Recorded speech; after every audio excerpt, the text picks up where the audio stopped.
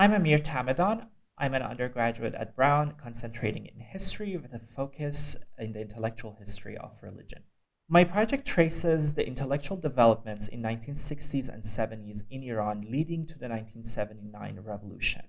After the 1953 coup, the political forces that up to that point had shaped Iran since the constitutional revolution, namely the liberal and socialist fronts, were suppressed by the late Shah's regime. At the same time, the devastation of the Second World War persuaded many European intellectuals that not only modernity isn't a savior of humanity, but a fundamentally destructive force to be reckoned with.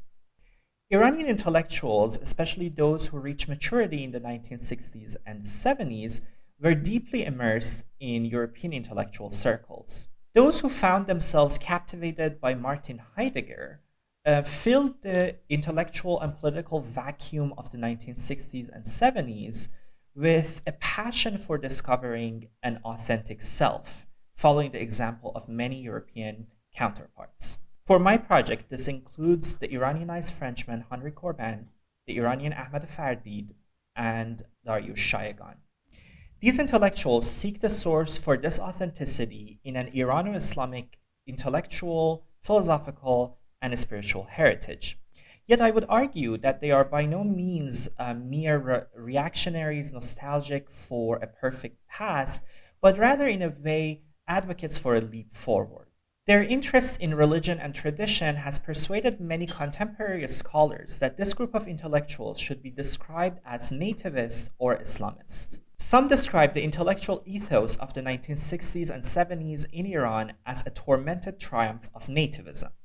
Others draw a clear line between Heidegger's Nazism to the supposed Islamism of this group of intellectuals to the post-revolutionary political developments in Iran. I aim to delve deep into the philosophical roots of this rather small intellectual current in Iran and connect their arguments with historical events and contexts using careful exegesis. I ask what concerns did they harbor, and how did notions of religion, tradition, authenticity, and self, as they understood them, provided them with tools to address these concerns. This includes concerns with modernity, culture, living a spiritual life in a modern world, and perhaps most importantly, the relationship between religion and political power.